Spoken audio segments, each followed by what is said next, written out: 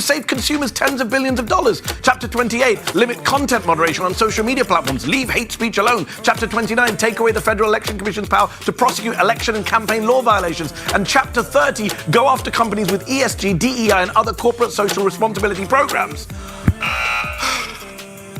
That's what's in Project 2025. That's what could be heading our way. And if you want more people to know what's in it, then share this bloody video with them, will you?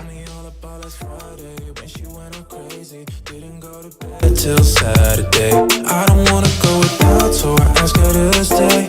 Though she broke my heart in a million ways, but I'm putting that aside now. I'ma feel alright now, happy just as long as she's with me. I've been trying my luck every day of the week, yeah. When my baby wakes up, always down every weekend. No, I love her too much, but I just can't get enough. She's slipping through the cracks.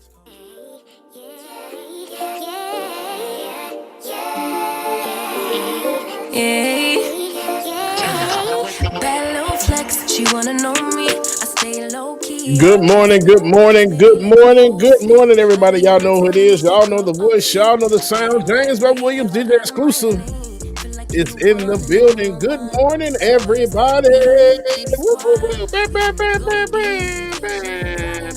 Welcome again to another Like It or Not, man. Y'all stay tuned. Like it or not, it's about to go down. Y'all stay tuned. We'll get some shout outs done in a few minutes, y'all. Good morning, everybody. If you let me put it down, when I hit the town, you should slide on me.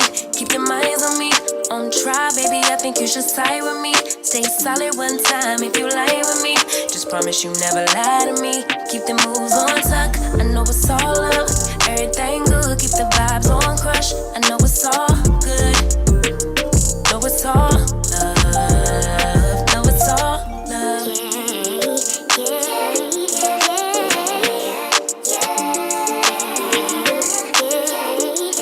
I've been feeling like the man lately. Can't nobody do it like I can daily. Baddest in the lattice in the land. Body turn your nigga to a fanny up. I made it where I'm at on my own. Had a couple blocks in the road, but I get to the bag on the low. I be counting stacks while they grow, yeah, you know me. Baby, won't you keep me company? Give me something to do when I get lonely. I got something for you when we get home. If you let me put it down, when I come in town, you should slide on me. Keep your minds on me. On try, baby, I think you should side with me. Stay solid one time if you lie with me. Just promise you never lie to me. Keep the moves on tuck. I know it's all love. Everything good. Keep the vibes on crush. I know it's all good. Know it's all love. Know it's all love.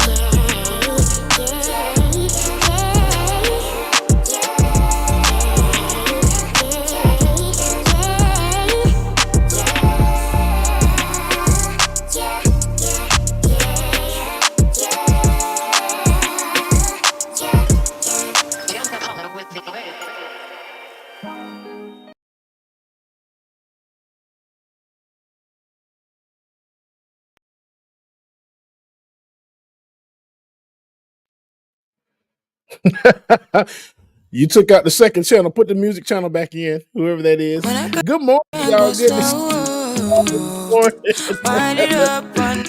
Boom, there we go. Now we are good to go, man. Good morning again, everybody. Glad to see your bright, smiling, shiny faces this morning, y'all. Let's see here. We're going to get a few shout outs done this morning, man. Shout out Jay West. Good morning to you. Meatcakes 87. Black Ninja 86. Good morning. Brian West, what's going on? Pixie on the Moon. Good morning. Sheila Bledson. Good morning. So Cheeto. I hope I said that right. Good morning to you. Taylor Thompson. So Cheeto says, go vote. Please go vote. Don't forget, y'all. So, when is it? October 7th, which is Monday, is the last day to register to vote. So if you have not registered to vote yet, do that by Monday. If you're doing it in person, it's 7 p.m. at your local polling location, man. Make sure that you go register to vote, man. Let's see here. Who else am I missing? Taylor Thompson, good morning. Brandon Woods, what's going on? Laura Estrada, hey, Laura. Love you so much, Laura. Hey, Sending prayers, light, and hope and wishes to to Laura Estrada and her family. Laura lost her mom a couple of days ago. So sending love and light to you, Laura. I love you so much. We are here for you. If you need us, please reach out, okay? We love you so much, Laura. Let's see. You see Brian West again. Jerry McLean, good morning. John Luke, what's going on? The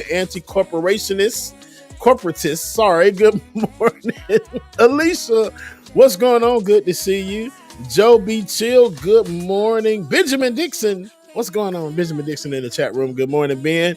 Zozo Bob, what's going on? Colt Dog, good morning to you. Los 22, Zozo Bob again. Make sure I got everybody. Charlie, what's going on, Charlie? Good morning to you. Mark Saunders, what's going on? Good morning. B, good morning, B. God dog it. B sent me a new song, and I'm going to get that on shortly if I hopefully have time today. Laney Lou, good morning to you. Make sure I got everybody. Yes, everybody in the chat room. Good morning, Mama and Daddy as well, too, if you are out there watching as well. Love y'all. Mean it. Y'all make sure y'all stay tuned because like it or not, it's about to go down. But before I do that, it wouldn't be right if I didn't give y'all a dad joke on this one Saturday morning, would it? So, when I moved into my new igloo, yes, I had an igloo at one point. When I moved into my new igloo, my friends threw me a surprise housewarming party. Now I'm homeless. Good morning, everybody. Like it or not, it's about to go down. Truth Dragon, what's going on? Good morning to you. Y'all stay tuned, man.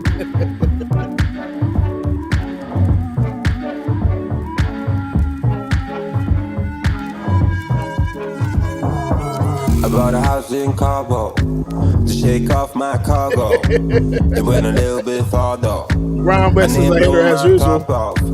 Now 6 by Arsenal. I didn't drive my car home when I drank that charcoal. Man, I miss my mom so. Ask me how it feels. I say it feels too real. When you pick up speed towards pitch black weed. Well, you got your thoughts. I'll be in there deep. What about your heart? Good morning, Mama and Daddy. Love y'all. Mean it. Good morning. Derek, what's going on? Good morning to you.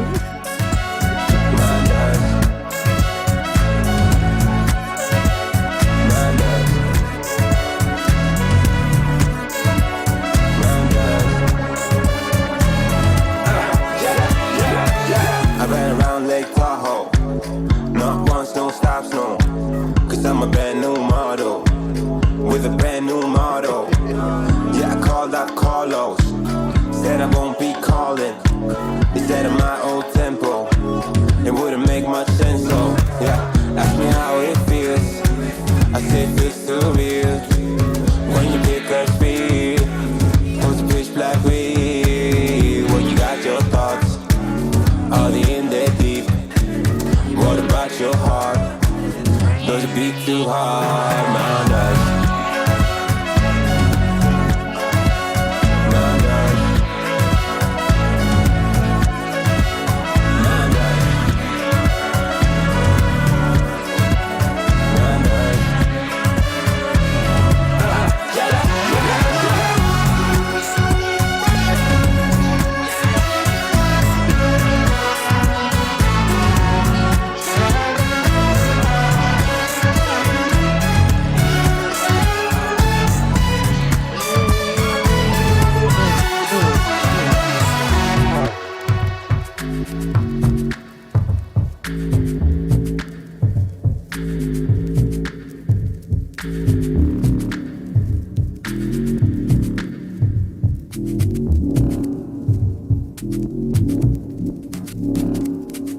All right, y'all. Make sure y'all stay tuned, man. Like it or not, it's about to go down in a few minutes here. Henry King, good morning to you. Like I said, good morning, Mama and Daddy. Donald White, good morning.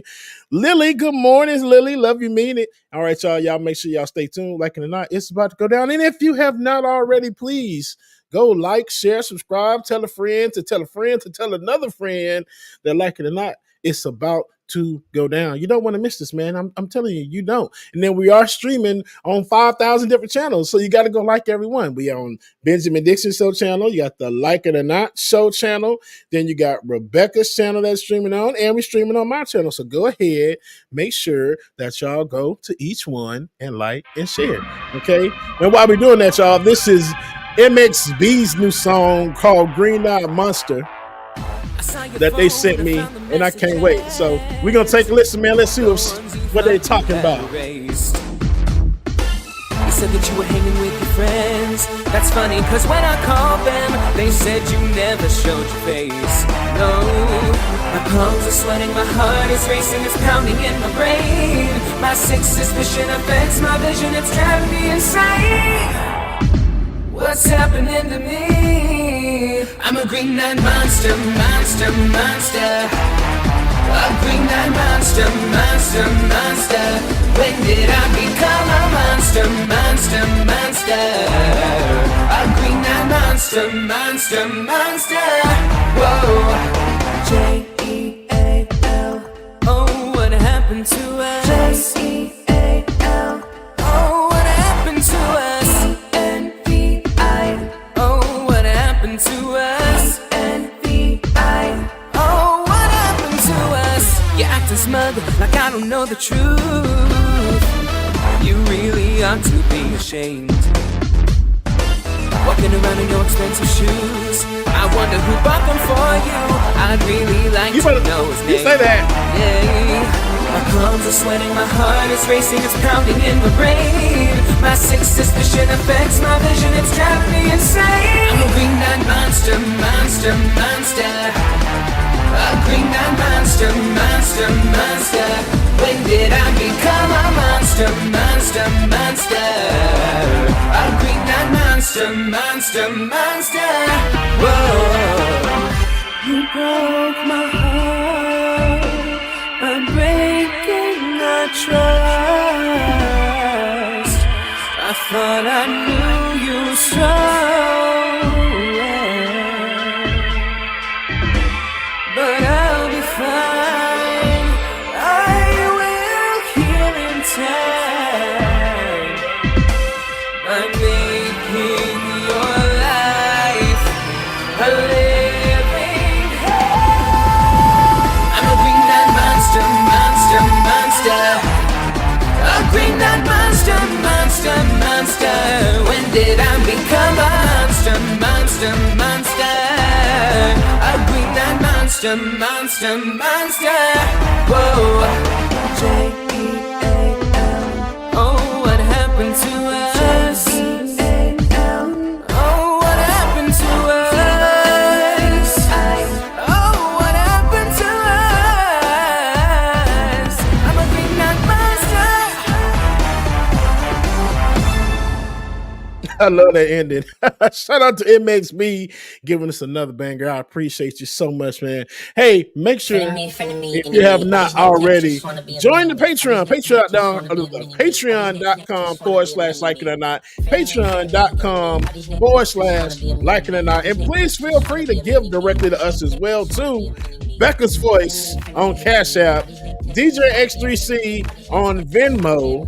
Ben is just don't have anything. And then David DKG87, man. We appreciate y'all and love y'all so much. So I think it's almost that time, you know. Okay, we see we're just working on a few things, man. So make sure y'all stay tuned, like it or not. It's about to go down. Here's Mini Me. Y'all remember this? Life so free, can't no man kill him. Came from the bottom, was a broke man, get up, still move like 10 man with no found window. Pardon me, I get hectic. I survive through the wreckage. You should go look for the exit. New sheriff in town, I get a little reckless. Missed the memo, go check the message. I ate then came back for seconds. I hate seeing your fake little necklace. Lifestyle decrepit, I should probably expect this. Too much game for your league. I'm Hussein with speed, go Hussein on beats. Legendary, I'm everything you aim to be. I'm insane and free, you can't tame the beast. Here is not going to stop when it comes to these type of discussions. It's going to be for us and by us here on this platform when the media is telling us to look the other way. Your support is what helps us move forward. Join patreon.com/like it or not. Help us grow. not, y'all. 2023. Y'all know what time it is. It's time for Like It or Not. With Rebecca Azure. Let's start this damn show. Yes, it's time for Like It or Not. With Rebecca Azure. Let's start this damn show. Like It or Not. Rebecca Azor is in the house. You know she got a funny story to tell. Talking politics, culture, or real life ish. I living life in the ATL. Benjamin, yeah, that's my man. He's always coming up with the master plan. Politics scheming, or trying to find the meaning of life. And while the feds keeps us in strife. I'm your DJ. I really don't need no introduction right now, but you know what? I stay dropping them jams. Y'all know who I am. Good hope, dad jokes, culture-ish, politics. What you're hearing right now was the culmination of all of this. I started out with the mic in my hand, and I graduated to a plethora of fans. I love bringing joy to the people. It makes me feel great, makes me feel regal. I do what I do for you. 8 p.m. Friday, you know how we do. Let's go. It's time for Like It or Not. With Rebecca Azure. Let's start this damn show. It's time for Like It or Not. With Rebecca Azure. Let's start this damn show. Like it or not, y'all. 2023. Let's start this damn show. Let's go.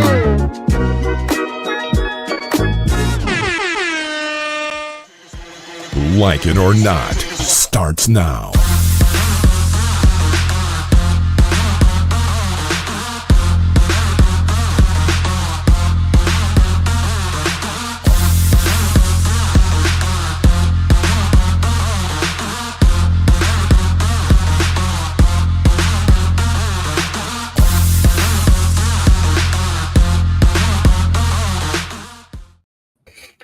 Good morning, good morning, good morning. Good morning, and welcome to Like It or Not, where we're free to tell the truth and not care who doesn't like it. Somebody sounding a little low on their audio. Is that me low? Am I low? Here we go. Wait a minute. Is it? Check. Low. To the flow. Today's the 5th, right? Look, today's the 5th. Yeah. It's Sunday. Hang on. It's the 5th. Everybody's checking their levels. Hang on. Okay, right. Here you go. Can you hear me now? All right. Everybody, I can hear them better. Ben, you sound great. All right, Okay. We're in the house. How you guys doing this morning? How are you? Blessed and highly favored is the Come saying. on now. Aisha. I love that for you. God is good. All the time. All the time. You know, I just want to, when I think about what he's done for me. I wish I had an organ then. Listen. Mind you, ain't no real news. I need that organ. Ain't no real news. I just want to thank him because things may not be going great, but when you thank him in advance, I don't think people can hear me. I want to say. See what happens when I start a little bit churchy and then everything goes. That's what happens. But when goes you all thank the him way. in advance, that's enough to shout right there. When you thank him in Amen. advance, it does something to your spirit. No matter what you got going on, you know what I'm saying? When you wake up and you just make these affirmations or you say good things or you put your mind on good things, because if you're still choosing to live another day, you're fighting for another day, why not try? That's right. Fixing your mind to something positive, because we already know how it feels to fix our minds when we can't control things or when things are negative. But just like it's tatted on my body, but God. You got "but God" tattooed on your body? I got in a place where it probably shouldn't be. It's right here. Oh God! It's literally. Maybe you could see it. I don't know. But come on, Rebecca. We have. No, it's not that. It's not. It's like on the. Well, okay. It's there. It's there. You had a. I don't even think I shaved my underarms. I'm sorry about that.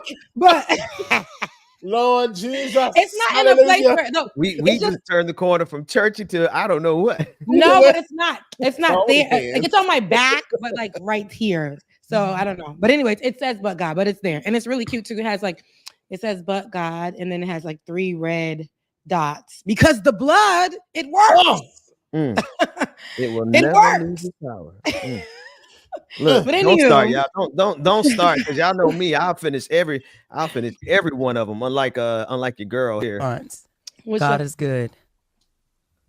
God is good. Amen. No. Christ. No. I thought you were gonna say God is great. Thank you for the God is 48. great. No. God, all right, Y'all not gonna give it I'm answers? gonna do you, Charlamagne. Yes. Charlamagne, God is good. All the time. And all the time. God is good. That's right. See? Where's that from? Jesus Church. Christ. It's Church. God is good all the And time. well, why do you say all the time back? That's Where's black, that from? Black church. God is good all the Black time. church. Oh. Everybody said it. Oh, No, I I definitely did you go to didn't get black that churches? one. No, I guess I didn't go to enough black churches growing up. Yeah, Candace, what's the correct? Ooh, Anyway. Run me that card. Run me the card. The black card, please. There was no black card for her, but people Ever. she's invited to the cookout. That's why I don't want to go to them things no more. Here's my thing: we can Who all invited have a Candace to different a cookout? black folks because Black the MAGA. Black MAGA, but not only Black Amen. MAGA, people who feel like they're the gatekeepers of it, people who feel like you're foundational Black, people who they literally side with her on some of these things because, and she recently stated that Black Kamala, she had a comments on Kamala Harris and her experience within her book, saying that because this is somebody who doesn't even know how to respond to a Black commentary or a Black, what can I say, euphemism? She doesn't know. She doesn't understand blackness. I can say that because I don't really. Yeah, she doesn't understand Blackness. So she tried to come at Kamala, and I'm like, if you're gonna come at Kamala about Blackness, like make it make sense because we've already done it. So make it make sense. But this that you're choosing, this is also how we know she's not Black. She attacked Kamala, saying that she's going to visit her uncle or whatever. I think it was in New York City with her mom, and it was a Black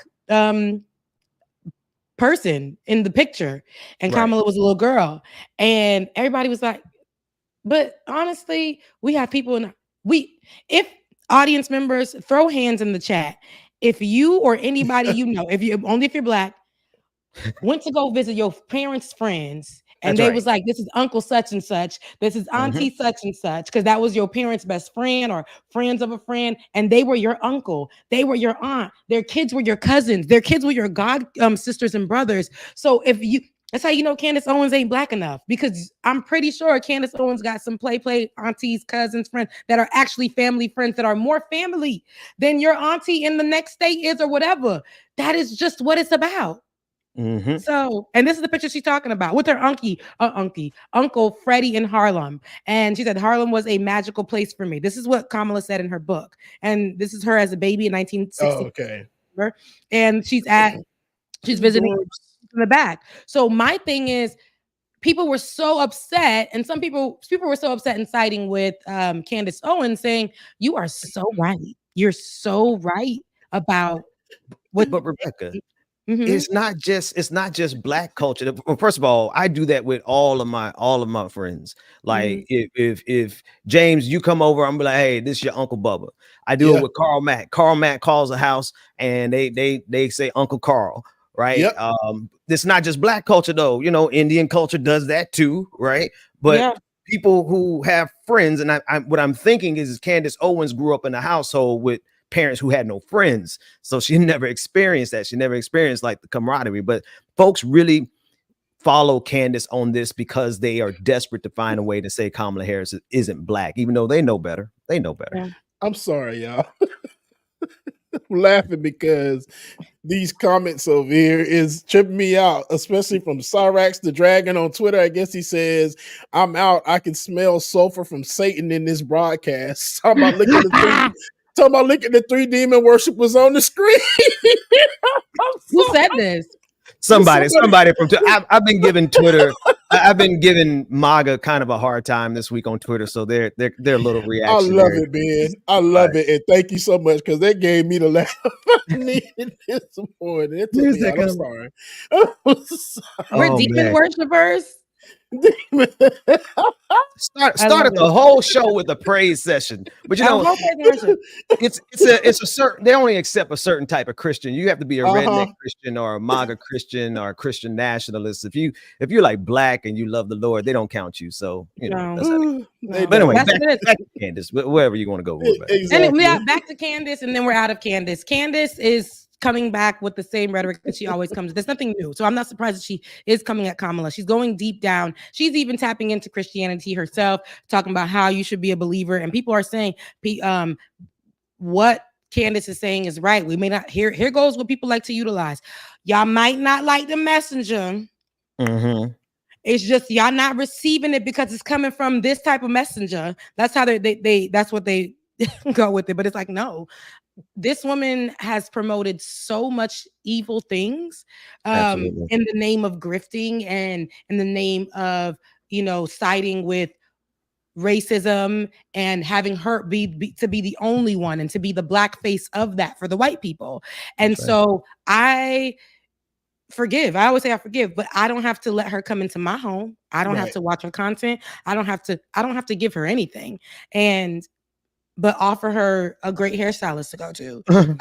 Other than that, that's it. I think she's beautiful. I think that but when you are ugly inside, that's all that I will see. I'm not going to be like everybody. I always want to give Kanye a pass, right? And we all would do that. We were the ones giving Kanye a pass too. We said, come and be healed. Come back. Let us wash you in melanated, water. let us do what we need to do. Let us forgive and let us see the change in you. But that's the thing. Y'all not asking to see the change. Y'all just inviting them into every black space, including Candace Owens, and saying we need to give everybody a voice.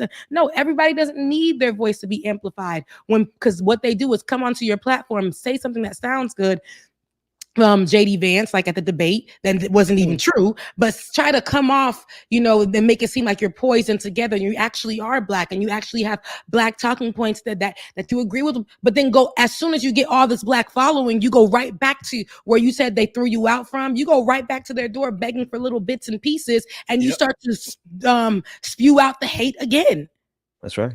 So no. That's right. That's who she is. That's that's that on that. Yeah, that's that on that. I'm sure you why they're mad with me this week, Rebecca. Please do, because I want to see. Because I know you don't make no trouble online these days. No, I just be. Have y'all seen this video? This picture. First of all, it's a video. But I shared this, and I don't know how many thousands and thousands of views it has. But this is what you look like being a black MAGA in his red hat, getting his head beat by a white MAGA. Both of them wearing MAGA, but this is the fight that broke out, Ben. That's that fight broke out in at some event. They were vendors outside, and Trump's rally. my black man got Trump rally. It was a Trump rally. This is so they're upset about this and a couple other things, but they'll be all right. Wow. It's nothing new. It's nothing new. Not they get mad at you for posting it. Yeah. Well, I'm ripping throats and Then that's so you're telling me that's what did it for them? Yeah. Because I really I put commentary with it. I did a video about it. I'm like, be honest, my boy, because I don't think that's all that did it. No, it's the same. It's really no difference. I mean, I just had like a 30-second commentary basically saying this is what you look like being a black MAGA. That red hat ain't gonna save you. And they really didn't like that. They honest to God did not like that.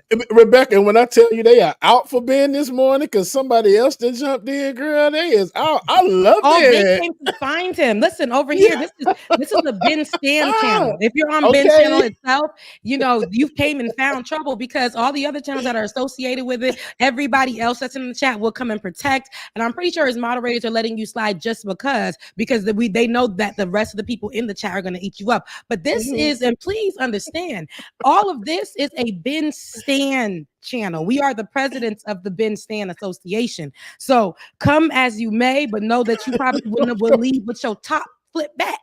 You will not. You will. We say, come as you are, but you will not return the same. I tell you that. My boy, you will not return the same. And let the church say, Amen. Amen. I think that we can go and veer in, and I know that you do have the video. And if you guys may allow me to, let's talk about the debate, and then we'll go right into. No, you know what? Let's go to Tana. I would say Ta-Nehisi, but I think it's Ta-Nehisi. When I look at the name, it's been enough years. I know that man's name by now. The letters start flipping. I'm like, is it Ta-Nehisi, Ta-Nehisi? But thank you so much, beloved. Was on CBS Mornings and was promoting his latest book, The Message by Ta-Nehisi Coates. And he I think it's easy. was he. I we'll think it's find out right Tanisi. now. You're But right. I say that. But I'll say that while he was discussing it, he was actually discussing Palestine, the people of Gaza, and one of the new hosts of CBS, the morning show, actually was going in on Mr. Coates and was saying that basically, why are you trying to make Israel to be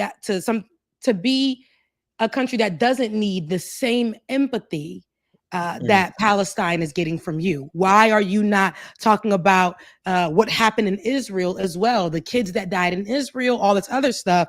And let's take a look at the interaction specifically, because I want you to see how these white hosts, he just got onto this show. He's a filler. He was a filler, and now they put him in position. But Ta-Nehisi has been doing this for a long time, to the point where even the host, right, the newer host, says, "I know your work. I know you. I read your stuff. I actually know you very well. But you came on here with violence, trying to me find a name for yourself." But these white folks, and not to add the race, but to add it, feel like they have to disrespect people, even of such honor, about their own work, instead of asking the correct questions. Because you're a whole journalist, but you chose violence, and sometimes we choose violence as journalists to give voices out to people.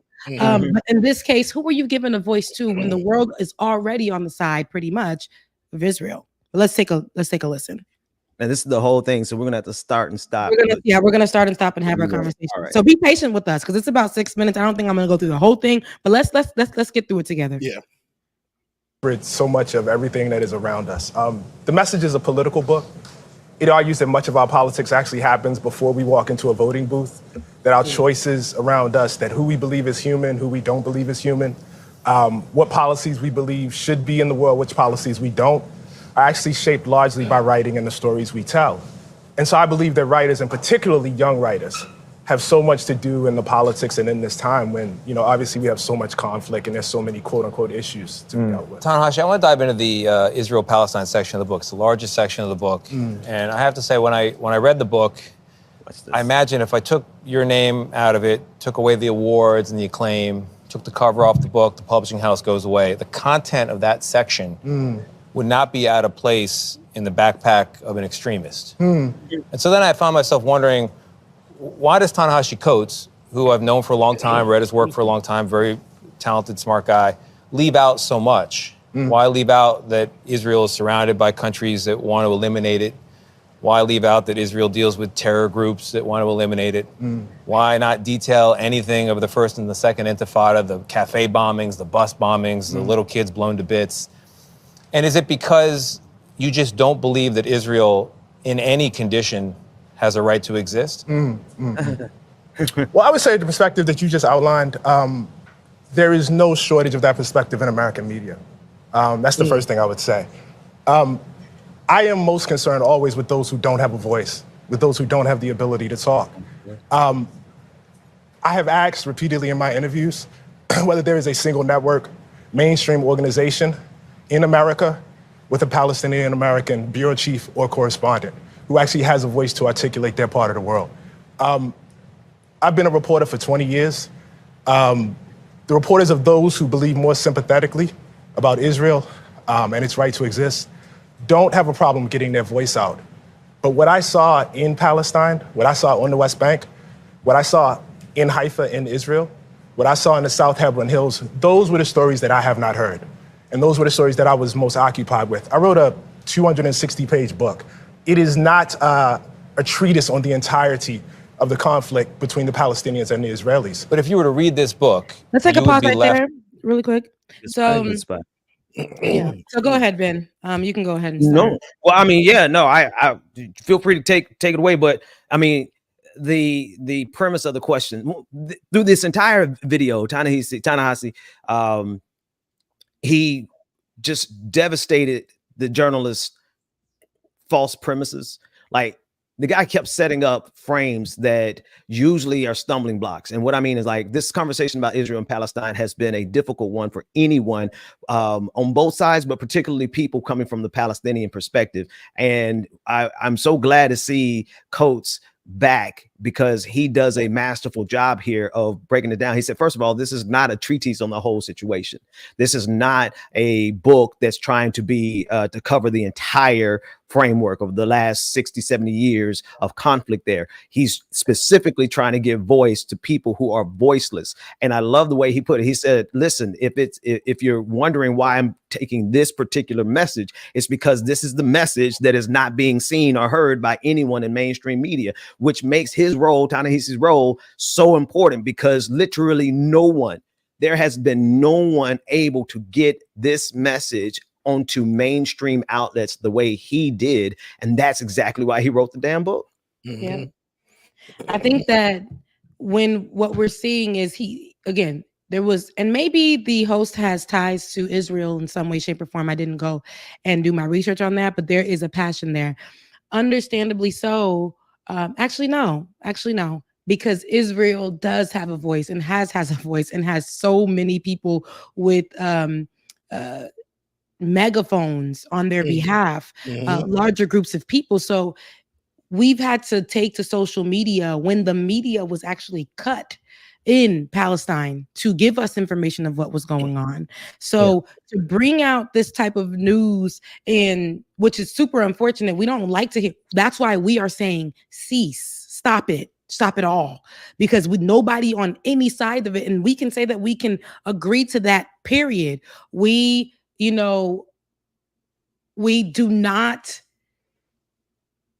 speak against any type of violence on both sides, right? People should be protected. There should not be a war right now. We condemn Hamas, but we should also understand the amount of people who have no supplies, no real army, no hospital, and the amount of people that have been killed there. I just saw this in an article. The amount of people that have been killed there in comparison to the people in Ukraine, and there are less people in Ukraine, I think it was something like that, have been percentages. Yeah, the percentage was way high. And so just to put that in perspective for you, the people are dying at this moment as we're speaking and we're having conversations right now. They are trying to obliterate Gaza. Israel has their forces and they're armed and they're allies. Who are the allies fighting on the front lines for Gaza?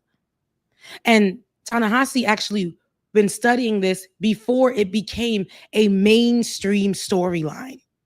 His stance on this was the same each time. So before a lot of people were privy to what was happening in Gaza, he already seen this coming, and he already has been speaking and investigating and studying this. So he's not, as I've been saying, new to this. He's true to this. That's so right. If you do know him, Mr. Journalist, right? If you do know him like you say you do, you would understand that. If you are familiar with his work, you would know that. So to question why he didn't add Israel in the same light as Gaza, because that was not his point. That wasn't his point. His point was to do exactly what he did, and that's what was needed. Yeah. That's what was needed. Now, Rebecca, David said something in our private chat. He said he's glad that that particular host set it up that way so that Ta-Nehisi could actually respond in that fashion. So I don't know. I don't know if the journalist did that on purpose to set it up, but it certainly was a much needed conversation, because that cuts to the core of it, right? And that actually cuts to the core of what you said also, Rebecca. This isn't a war in Gaza. This is not a war in Gaza. This is a slaughter, right? There's no standing army that has any remote capabilities of standing up against Israel as if it's an actual war. This is how you have the situation where we stopped counting at 15,000 children. 15,000 children killed, and then they cut off reporting. We don't have any more new numbers. Do you know when it was 15,000 children were killed in Gaza? 7 months ago. So no telling how many children are killed at this point. And so when you have that situation, it's so asymmetrical, every day you're going to hear the narrative of Benjamin Netanyahu about why he's doing what he's doing in Gaza. You're going to hear that on every single major network. Of course, I'm grateful to this brother for using his capital, because he's really, I mean, I don't know if he's going to get blacklisted, but people, they are attacking him now. And it's a good chance he probably won't get many invitations back. So he's using his last bit of political capital, last bit of media influence, and he's using it on behalf of the Palestinians.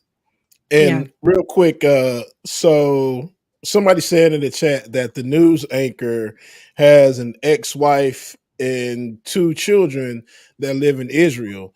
And I just fact checked it, and yes, he does. Since why this is probably why he's so biased and so passionate about the questions that he's asking or what he's saying. Yeah, I mean, he's being protective, clearly, but you knew who was coming in. And while I do respect the conversation going where it went, because, you know, we needed it, right? Allegedly. But I feel like if he came for this book and he came for that, and you already coming in hot, maybe you could have started with that as somebody who has ties to X, Y, and Z. Here's where I stand with it. You don't just come in and force somebody. It's like, here we go. Here's this is the internet energy anyway. We get on the internet, and because we're in this particular space discussing this particular subject, here comes somebody that's coming in on the opposite side of the situation and saying, well, why didn't you include this? That was not this tweet, this thread, this picture, this post, this whatever was specifically for my Black brother or my Black sister or my Haitian person or whatever. It was not for you in this place to come over here and tell me why I didn't add this particular. That was not this is not the reason. I chose this marginalized group and this marginalized conversation because this is what I've been studying and this is what I want to get out there. Everything else you can find is not limited for Israel. You can find any news you want to when it comes to Israel, inclusive news. So here is my choice. So it could have been, I think, to give context in this, it should have been as somebody who has ties, children, to, you know, and I respect your work, seeing it, you know, having that would have been a better conversation, because no matter how people would be like, well, he has to be unbiased, he's showing bias here clearly, and he's doing it in a tone that's very aggressive. When we continue the video, you're going to see how he gets a little bit more aggressive. Yeah, it gets a little bit more aggressive. You can continue, David. Wondering, why does any of Israel exist? What a horrific place, committing horrific acts on a daily basis. So I think the question is central and key. If Israel has a right to exist, and if your answer is no, then I guess the question becomes, why do the Palestinians have a right to exist? Why do 20 different Muslim countries have a right to exist? My answer is that no country in this world establishes its ability to exist through rights. Countries establish their ability to exist through force, as America did. And so I think this question of right to Israel does exist. It's a fact. The question of its right is not a question that I would be faced with any other country. But you write a book that delegitimizes the pillars of Israel. It seems like an effort to topple the whole building of it. So I come back to the question, and it's what I struggled with throughout this book. What is it that so particularly offends you about the existence of a Jewish state that is a Jewish safe place and not any of the other states out there? There's nothing that offends me about a Jewish state. I am offended by the idea of states built on ethnocracy, no matter where they are. Muslim included. I would not want a state where any group of people laid down their citizenship rights based on ethnicity. The country of Israel is a state in which half the population exists on one tier of citizenship, and everybody else that's ruled by Israelis exists on another tier, including Palestinian Israeli citizens. The only people that exist on that first tier are Israeli Jews. Why do we support that? Why is that okay? I'm the child of Jim Crow. I'm the child of people that were born into a country where that was exactly the case, of American apartheid. I walk over there and I walk through the occupied territories and I walk down the street in Hebron. And a guy says to me, I can't walk down the street unless I profess my religion. I'm with another path. No. I want to. This is very, very important. It is important. It is extremely important. Let me lay it down. I'm working with the person that is guiding me is a Palestinian whose father, whose grandfather and grandmother was born in this town. And I have more freedom to walk than he does. He can't ride on certain roads. He can't get water in the same way that Israeli citizens who live less than a mile away from him can. And why is that okay? Why is that? Why is there no agency in this book for the Palestinians? They exist in your narrative merely as victims of the Israelis, as though they were not offered. Because I don't want to go past the first part of that second clip. Yeah, come on. Come on. Because this is something I gotta say, I have never thought about it in this simple context that Ta-Nehisi just put it in. It's not a question of whether or not a nation has a right to exist. It simply does exist, and it exists just like every other nation through force. Through force. The United States exists through force and violence. Israel likewise exists through force and violence. And so if you're asking us if Israel has a right to exist, that's an immaterial question. That's a red herring, because the intention in that question is to try to make someone seem as if they're anti-Semitic and they don't believe that Israel has a right to exist. When in reality, every single one of these states, every single one of these nations is there because they used violence to be there. And if we can't say that about Israel, then that is running away from the truth, because we will say it about America. And then the second part, I'm sorry, I got the second part. The second part, he was saying, well, do you feel like the Jewish people don't have a right to have a state of their own? Thank you, Ta-Nehisi, because he says it's not that. He says, I don't believe any nation should be based on ethnicity. There should be no ethno-nationalist states. There should not be a state where you can only be a citizen because you're Arabic, or you're only a citizen if you are Jewish, or if you're only a citizen, because that's what they're trying to do in the United States of America. They're trying to get back to a place where you're only a citizen if you're a white person. So no, we don't support that. And there's absolutely nothing wrong with saying that. Thank you, Ta-Nehisi.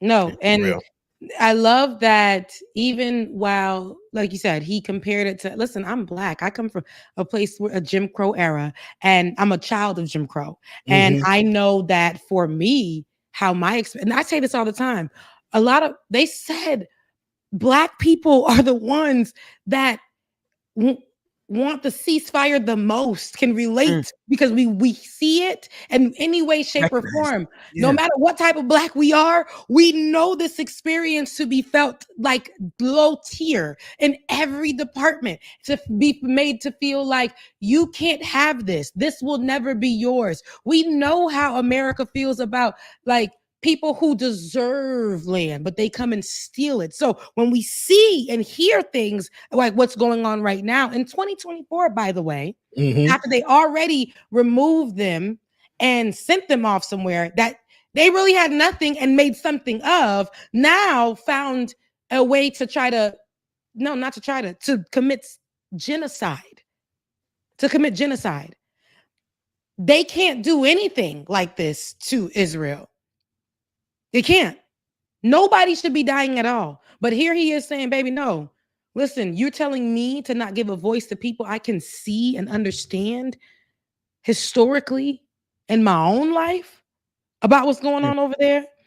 America has the same time. This is what America also stands for historically. And then being an ally right there, America gives Israel, is an ally to Israel, and gave them weapons to continue the genocide. So what are we saying here? I'm going to be a voice for the voiceless, for the ones that are dying every single day in droves. And if you want to compare, because sometimes you got to, it's nothing. Israel's not seeing any of the numbers that Gaza is seeing daily in deaths. No, oh my God. October 7th, some 1,400 Israelis were killed. Nobody supports that in good faith. You can't turn around and say, oh, it's fine. It is horrible. But we're talking about 10 times as many children as of 7 months ago, 15,000 children as of 7 months ago. You cannot compare the numbers. Yet, as we get ready to come back around October 7th, we're going to hear it all over again. We're going to have to, as a world, we're going to have to reset, because Israel, AIPAC, and the United States of America, they're going to run a massive campaign to make sure everyone takes a minute to remember the horrors of October 7th. Yeah, but what about all the horrors that have happened since? Absolutely. Absolutely. So you can cross your legs and you can seem very demure, but Ta-Nehisi said, I'm going to sit up and I'm going to give it to you straight. No Right. chaser. No chaser like Uncle Nearest. Let's continue. Let's hear the rest of what we got going on. I think this is about to be ending. Peace at any juncture, as though they don't have a stake in this as well. What is their role in the lack of a I have a very, very, very, very moral compass about this. And again, perhaps it's because of my ancestry. Either apartheid is right or it's wrong. It's really, really simple. Either what I saw was right or it's wrong. I am, for instance, against the death penalty. What the person did to get the death penalty, it really doesn't matter to me. I don't care if they were selling a nickel bag of marijuana or if they were a serial killer. I am against the death penalty. I am against a state that discriminates against people on the basis of ethnicity. I'm against that. There is nothing the Palestinians could do that would make that okay for me. My book is not based on the hyper-morality What's the last of the message you Palestinian want people. in lessons? Because many people feel it's complicated. That You last say it's sentence not was most complicated. important. Less than 20 It's not seconds. What's complicated. your message? Less than 20 seconds. I want people to read the book. And I don't make the assumption that somebody would just read the book and have read nothing else about Israel Okay. and Palestine. You're still invited to High Holidays. I'll see you at the show. I made it, buddy. No, I ain't even coming. My guy. My boy, right? No.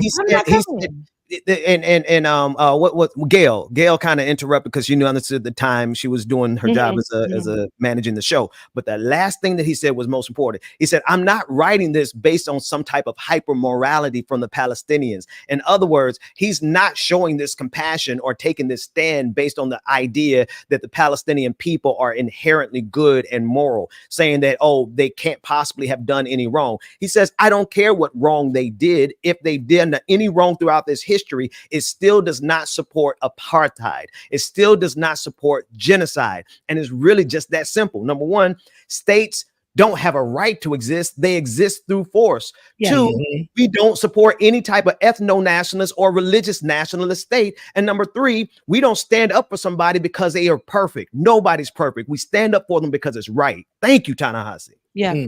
I love that. And your camera, Bubba. Yeah. Standing up for them because they're right. I love that you bring that up. And that just takes me to my next story. Standing up for them because it's right to do so. And I know that I thought that it would be another week, another few days, and we would just see the Haitians doing what they need to do. In reference to the latest comments that sent Haitians back in the media for a negative thing that wasn't true, a lie. But the latest debate between Tim Walz and JD Vance. Loving that tea in that man. I did too. Tim Walz. Oh, dang. From the window to the walls. That's the only way I can remember. From the windows. Yes. And I see that Z and I automatically put a T and in we it. practice this. We practice this. And I should know this. Okay. Tim Walz. But Tim Walz and JD Vance, who are the vice presidential candidates right now, and we saw them go, I wouldn't even say toe to toe. We saw them bipartisan this whole damn debate. And they were so friendly. Friend, you know what? I don't like you, and you are 100% wrong, but we can still have coffee. We can still. How did that part make you feel, Rebecca? It pissed me off. It pissed me off. I said, you know what? Tim Walz. I like the fighter Tim Walz more than the and even the fighter Tim Walz then that we saw before that debate was still fatherly. Yes. Because when a father, it's almost like when a kid comes into the room and is doing something wrong, but your daddy, he ain't gonna sugarcoat nothing. He gonna tell you what's up with love, but still tell you, hey, look, love you, my brother. I mean it, but this ain't what it is. I will yank you up. I will yank you up if you don't get it together and stop lying on these people. Yeah. I was upset, Ben. And I said, Tim Walz, I love you, mean it. But I really woke up the next morning like I felt like you should have tussled a little bit more. I felt like you should have chose violence. I feel like you should have came in on some, because Kamala Harris was very demure, right? In her debate. And she still was giving it like, oh, no. You just lied right there. Tim Walz's face looks like he wanted to go original TW, but they said, hold it back, my brother, my unmelanated brother, hold it back. They did. Whoever, and I think it was, they said Buttigieg is the one that, I want to say that they said that he's the one that coached him. And that is problematic because he actually didn't need coaching. to be honest, because he showed that every time he presented. Even when they checked him, they did a fact check on him and he took it fine. When he's like, listen, y'all, I just misspoke. I went to China, but not on that date. I went to China, but not for that time, my camera. But what I wanted to get to and I want to play was when the moderators actually chose violence, when they chose to fact check JD Vance on the Haitian immigrant comments that he doubled down on and where he wanted to say. So let's take a look at them, how the moderators actually had to step in and fact check JD Vance and how JD Vance threw a fit about the fact check.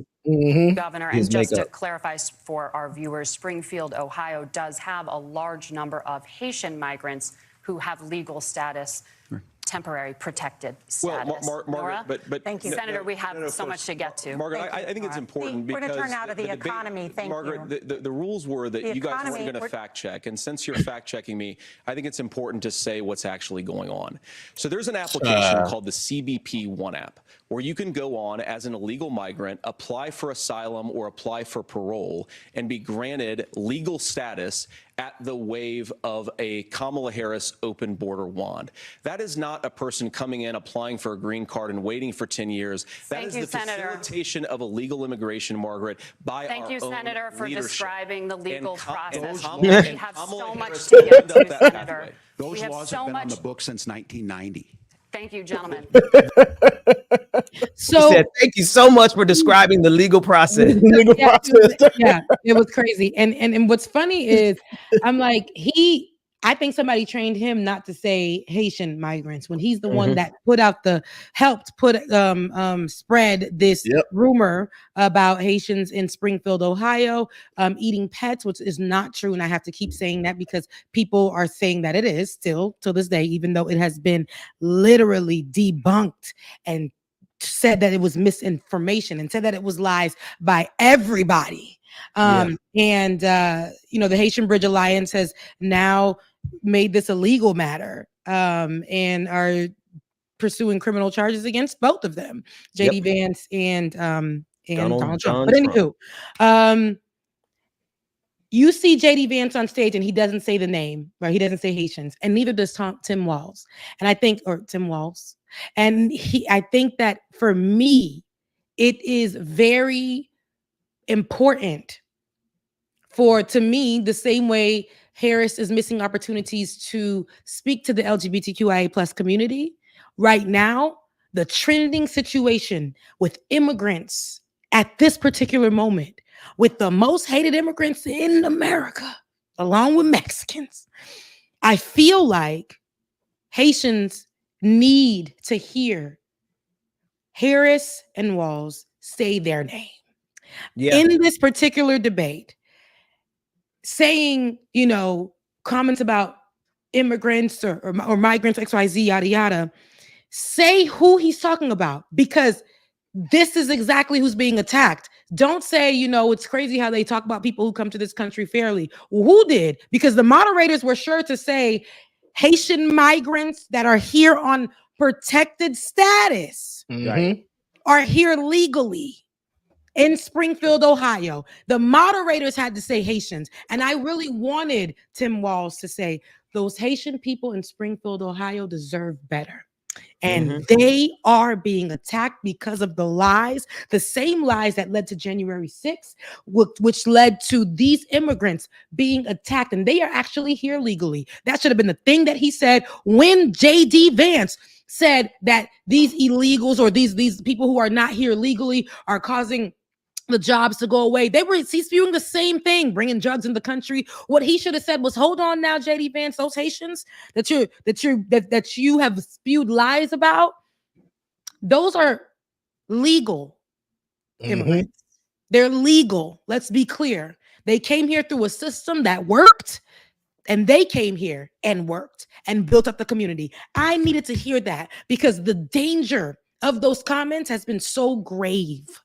Has been so grave to the point where we're seeing more Haitians leave areas where they thought they were going to be safe to try to go find somewhere else to keep their head down.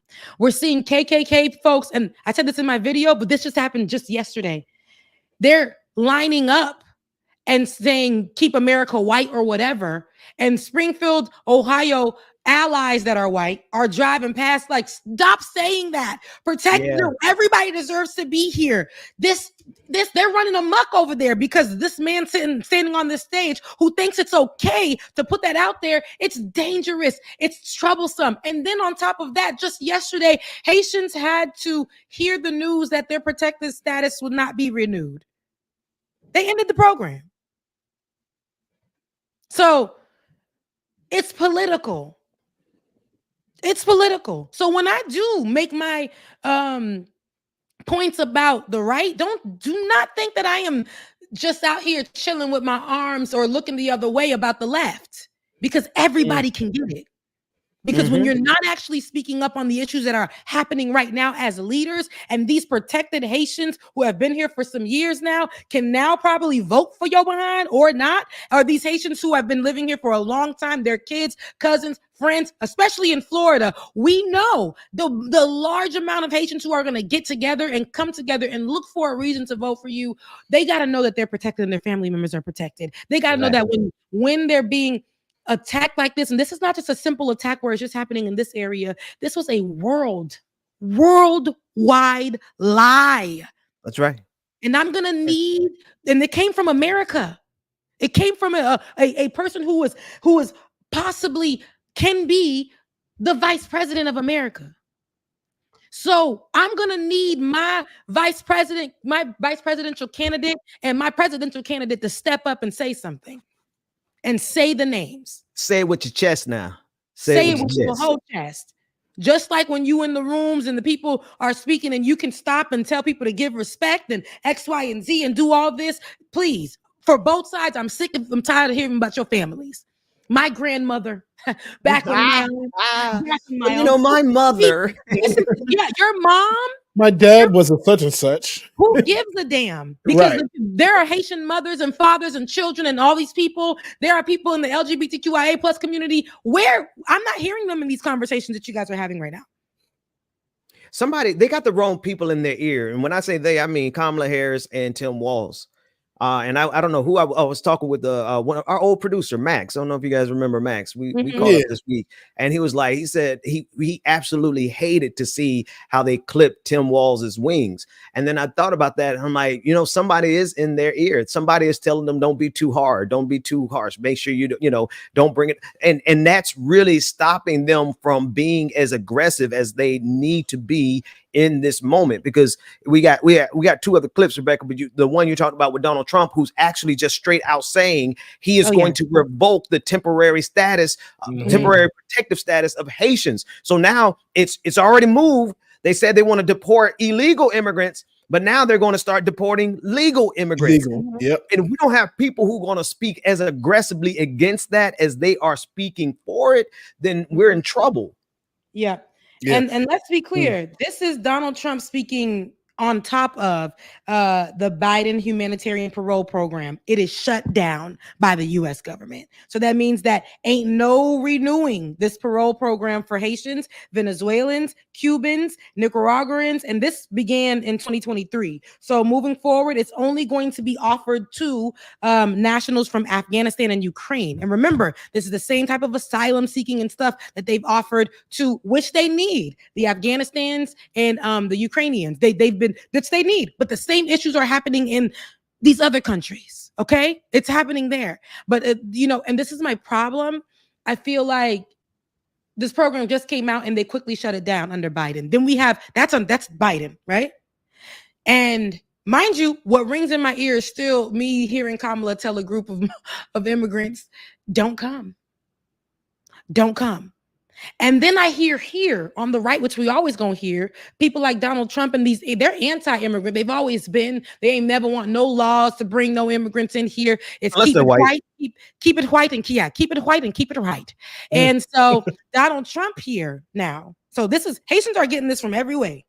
Donald Trump here now is coming in and saying as soon as he becomes president, he will send the Haitians in Springfield, Ohio, because of what they did with the city. He said he will sing them back to their country if he becomes president. Every single one of them because of what they did to the city. And caveat, let me put it right here. Let me put the asterisk right here. What they did to the city was help it grow. And this is actual and factual, to the point where the city's leaders, the state leaders, are saying what those Haitians had did for that dying city is something they didn't think was possible. They grew it. They grew it. Now let's take a listen to what this piece of trash said. Springfield is such a beautiful place. Have you seen what's happened to it? It's been overrun. You can't do that to people. They have to be removed. So you would revoke the temporary protected status? Absolutely. I'd revoke it and I'd bring them back to their country. So this is what I'm saying. This is what I'm saying. The misinformation just is getting doubled down. Have you seen what they've done to the city? And I think the journalists would have said, help it grow. Because that's actually was keep fact checking this man. Fact check him every single time. Not play into the lies and the games because you need a soundbite. Let's get we need to start doing better on this. Do not help to spread the misinformation. Fact check, oh boy. That's your job. That's your job. Yeah, one job. And now it's this is dangerous. They're hearing about what's happening in Springfield, Ohio, and what he's doing is helping out the people that want the Haitians out. I'm pretty sure he's partnered with them white nationalists and all those people and helping. So if I become president, I will do y'all a big solid and get those Haitians that have grew that city out of there, because we don't want to make it a Haitian city. We want to keep it white. And see, that's the thing, Rebecca. They absolutely do not care that doing this will hurt the city of Springfield. They don't care that doing this will hurt the economy of Springfield. Doing this will cost the city millions of dollars in tax revenues. Doing this will cause all of those homes that Haitians are saving up their money and they're buying and they're renovating, increasing the tax value for the city. That's going to get devastated. They don't care that businesses that depend on these Haitians are going to be devastated. Donald Trump and MAGA doesn't care how much they hurt people. They don't care how much they certainly don't care how much they're going to hurt the immigrants. They certainly don't care how they're going to hurt marginalized communities, but they don't even care how it's going to hurt white folks in Springfield. Nope. And that's the thing. The white folks that are allies, the businesses, like you said, the business owners, the companies, all those things, they need these Haitians. They need them. They need them. Without them, their businesses go back to being, we're looking for people to work for us. We're looking for people to take these jobs. We're looking for people. And these are not bad jobs. These are just jobs they don't want to take. The community never wanted to take. It's like, I mean, what are we missing here? Okay, so I say this to say the danger of these comments from 2 weeks ago have led us to this place where he's doubling down on it. And y'all thought it was a joke. They've led us to we're looking at the scrambling, but not the helping from even the left. So this is what happens. These big issues are not only on the ticket, they may not be on the ticket, but they're right in our face at this time. And what are we doing as American leaders to help the Haitians and to make sure that we're speaking on their behalf in front on the mic, on the mic, not buddying up with people that represent hate, division, anti-immigrant in this country. I don't understand why Tim Walz did not present as he has been, and that was just fine. Because of what we know Donald Trump is capable of, and how he's capable of whistleblowing and sending a sea of hateful people up to our Capitol and threaten the lives of the most revered leaders in this country with the highest positions in this country to break in. They are terrorists, and you must proceed with violence. You must proceed with violence, Tim Walz. And I'm talking about verbal violence. You must proceed with the type of fervor that needs to be heard and felt. You cannot say, I can agree with you on this after this man just said, because of immigrants, housing costs have gone up. But you don't agree with him. We're not going to have no coffee after this. We're not going to work together when you become vice president. I'm not going to want to work alongside you. Let's be for real. In order to make a change, we got to start cleaning house. We got to start cleaning house, beloved. Not partnering with the hateful people here. Marjorie Taylor Greene does not need to be partnered with. Not after she spewed out rhetoric about children who were murdered. That was false. Right. To protect the rights, gun rights. Let's not forget that. So I will not and shall not accept this sweet, softer version of JD Vance because JD he Vance. said all of those lies with that sweet person and yada yada, and people received it like he was so tamed. Maybe I should look into what he's saying because he was so tamed, but with a simple fact check on everything he was saying, you would see everything was a lie. He could not even say that Donald Trump lost the election. Right. He could not double down on the fact that January 6th actually happened, and it was a vicious moment that happened because Donald Trump interfered with the election, and he kept saying that he didn't lose.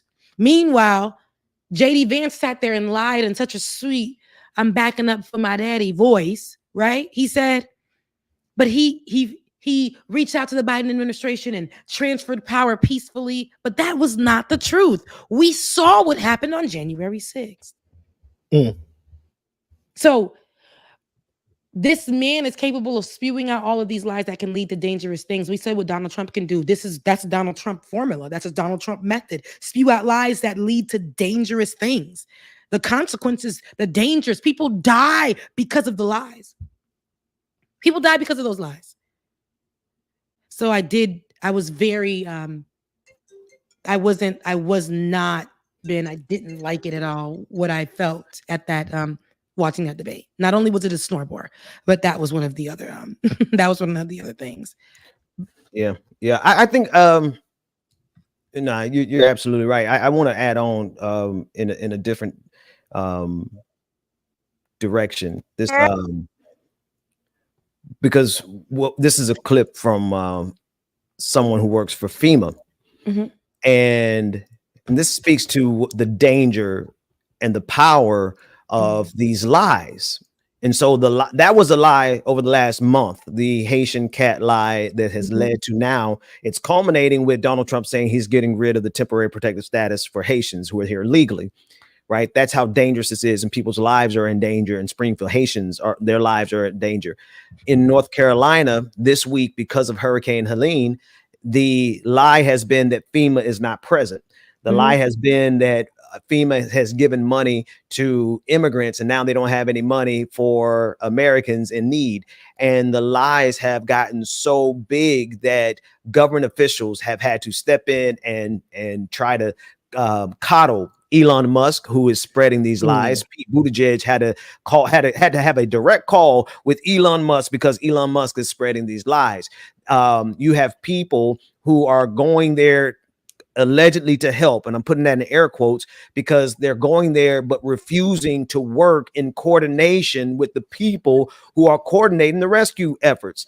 And it really, I know that might be a little detail, but you have a guy who is flying his personal helicopter around in the airspace while military helicopters are trying to do rescue missions. And because he was ordered to land, they turned that into another lie, saying that the government's not letting us help. No, you are going over here to be performative and you don't want to work with the people who organized. So now you have all this chaos, millions of lies. And now the Republican mayors and city officials, they're like, hey, could you guys slow down with the lies? Talking to MAGA. Can you guys slow down with the lies? Because you're hurting us. You're making this more difficult. You're impeding our efforts. And you know what MAGA does? They double down even more. And so now this clip is really short and it doesn't really say a lot, but she's fact checking. She's from FEMA. And FEMA is having to take resources to fact check the lies of MAGA, Donald Trump in particular, because the lies are so powerful, it is hurting their rescue efforts in North Carolina in the aftermath of Helene. 1 second. Nation Center. There's a rumor out there that FEMA is only providing survivors with $750. This is not true. One type of assistance, serious needs assistance, does provide survivors with $750 for essentials like baby formula, food, water, medication, and other essential supplies. But there are other forms that you may qualify for after you apply for disaster assistance. You can receive things like temporary housing or home repair costs. For more information, click the link. So here they are. Go ahead. You understand. No, but yes. And what's crazy is I was just reading, and that's why I didn't even repost it or anything. And this is from respected news sites. This is from respect. They were carrying the lie. We got to be careful. This is misinformation. FEMA had to come out and say that's not true. Literally, the title of these things were FEMA only giving $750 to X, Y, and Z. Republicans having conversations and videos where they're like, this is all that they're going to get. After saying this is all they're going to get for $700, they're only going to get $750. They put Kamala Harris, who is over there speaking and tying the two together. And so it makes it so believable, which is really, really tough, because I'm glad that a simple video from FEMA having to fact check. We're in the business of fact checking these days, but it's sad that our supposed leaders who are supposed to help make the rules in these places are pushing out the misinformation. And I'm pretty sure the Florida and Georgia, who has leaders that love to bow down and carry the Trump method as well, and who utilize it for their place in office, to stabilize their places in office. Trump method. I love that. I'm pretty sure that they were spewing out this lie as well, that $750 will be allocated to you guys for the damages, strictly for Hurricane Helene. So yeah, sorry, Ben, go ahead. No. And here's the other thing. You can't win with these devils because, first of all, officials in North Carolina asked that none of these politicians come to their cities until they could get some of the infrastructure rebuilt. Entire bridges are down, entire cities are wiped out, and every single first responder is trying to save lives. But when you get someone like Donald Trump, who showed up like this the day after, right? Then you have to deal with Secret Service. You have to deal with local and state police. They have to coordinate to make sure the caravan is nice and safe. So they had to take resources away from rescue operations just so that Donald Trump could get there and do all of his photo opportunities and all of his photo shoots. But now watch this. When Joe Biden came to the city after he got clearance from the city to say, come, and from the state say, come on down. What do you think they complained about then, Bubba? They complained about the fact that because he flew in, airspace had to be cut off and secured. And they were like, look at Joe Biden. He's impeding rescue operations. So first it was Joe Biden didn't get here soon enough. But then when he showed up, they complained about the fact that when he came, it impeded rescue operations. There is no satisfying these people. You're damned if you do, you're damned if you don't. And that's the entire point. And they don't care how many people they get killed in the process. They don't care how many people are lose their mind and do something violent because they were following this misinformation. You have people like Laura Loomer who are literally telling folks in North Carolina to not follow the directions from FEMA. She's saying, do not follow the directions from FEMA. So she is going to get somebody killed, and they don't care because it's all a part of their strategy. It's all a part of their Trump method. Rebecca, I love that phrase. Yeah, no, but that's what it is. And I didn't even know that she was saying, Laura Loomer was adding to the, conversation, but I'm not surprised. These are people that are coming out of nowhere and leading the conversations, but are going to lead people down paths where they don't get help listening to her, or where they're hurt. That's what I was saying. Understand why the rhetoric of these people, the popularity of these people, what comes out of their mouth, the misinformation is always going to lead to danger. There is no place where we can point to where these people who are trending or who have helped aid in misinformation throughout the years, in hate and division, and to promote something for political pushing of Donald Trump or even anything else, right? Just we can always point it back to some kind of receipt of how it ended up in danger for a marginalized group per se, but how it always ended up in danger for people after these people put out misinformation, pushed it on their channels with millions of followers or whatever, and a lot of people followed them right off the cliff. That's right. Yeah, that's right. These people. Yeah. I'm reading what's on there. I just feel like what are you doing, Laura? You put this tweet out there. So what was next after this? Did you do a call to action? Do you have steps for them to follow? Don't comply with FEMA, but reach out to this hotline. We have such and such who will be on the line with you who can get you X, Y, and Z within a matter of 30 to 40 days. This is what it would look like. You would need this information when you are applying. Here is such and such. Did you come up with that, my good sis? Who are you working with to get them the help that they need? Since allegedly, which is untrue, isn't doing their job. Do not comply with that face. Oh my God. Who is this anyway? Elvira looking self. Who is this? Oh my goodness. Laura Loomer. This is who travels. She used to travel very personally and privately with Donald Trump. She flew with him to the debate in Philadelphia. Then she flew with him to the 9/11 memorial in New York City. And she is the one who has very close, intimate pictures with his hand around her and her breast resting on him. I mean, it's side piece. Piece. I don't know about that. I'm just going to describe it, but allegedly. But I mean, it look like it's given piece of a side piece in between. It's giving he done grabbed her by hers, and thank you. I was about to say that. Thank you for saying that for me. Okay, and then because we're not seeing that same kind of interaction with him and his wife Melania, who has now actually. Which I feel like is too little too late because you was stood by that man while he was saying anti-abortion stuff, anti-women stuff, and anti-women's rights. You was 10-toe down with him, and all of a sudden you are trying to release statements. That's Laura Loomer, y'all. Oh God. Yes. That's definitely Donald Trump's type. That's Laura Loomer. Oh my God, why would they do that? Why they said that? What is it? They're trying to say that's a baby? I don't know if they're saying that's a baby, but that's inappropriately close, and that's just a little bit. That ain't even really the half of it, y'all.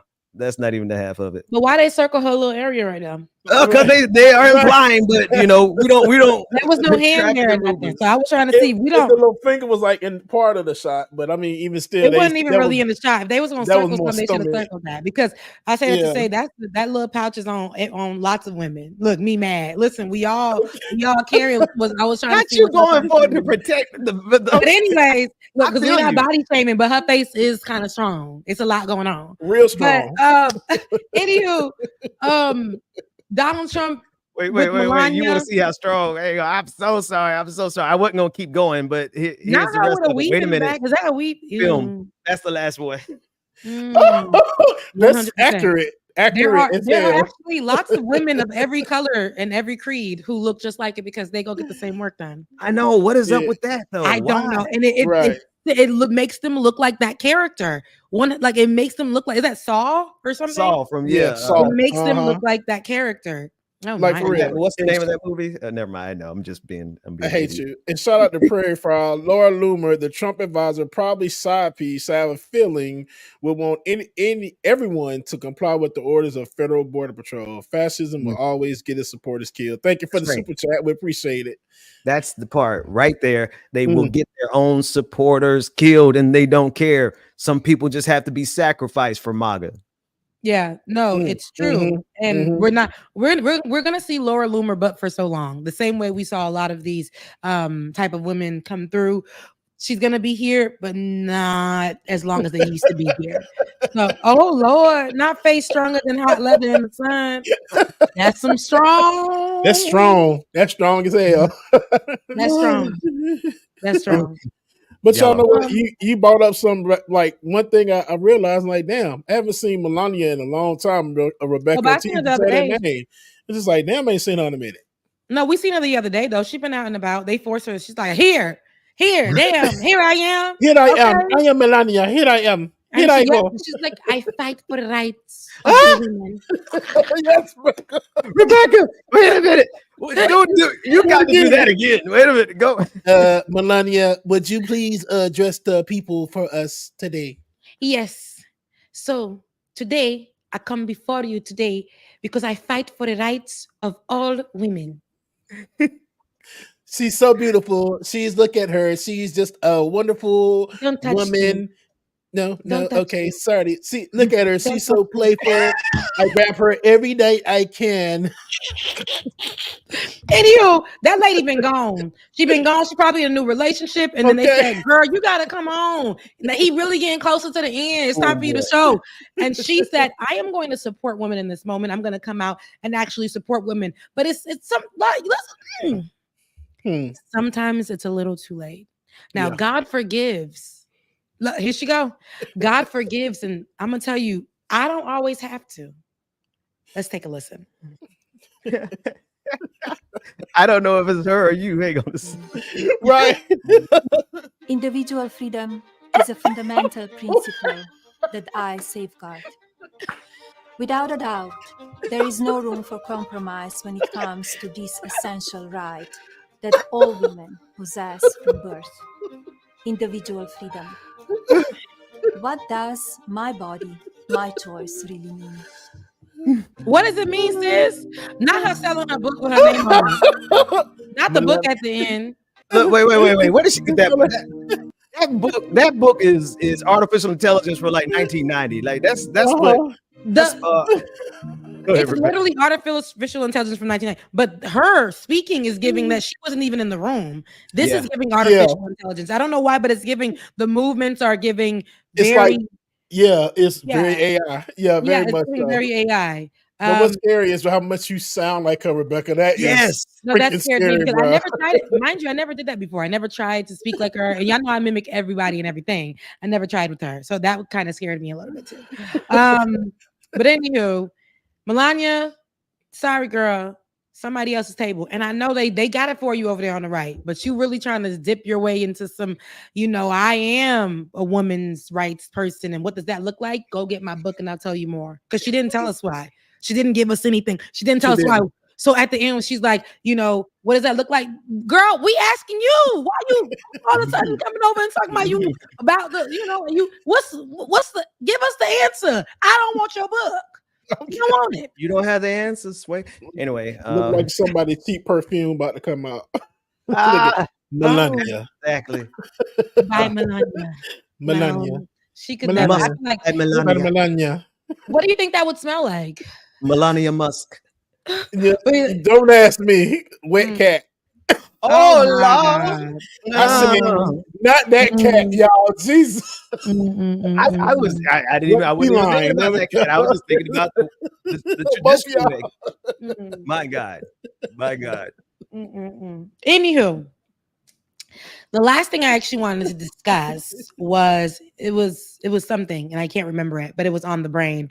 What the hell was it? It was something I wanted to discuss. It's gonna come to me. It comes to you. Was it about politics? I don't think so. I think culture or living life in the ATL. 2023. Because it's really 2024 and we at the end and we still didn't get an update. But the end of 2024. That's crazy. What was it? Well, why you think about that? Shout out to John Amos though. Did y'all see that story?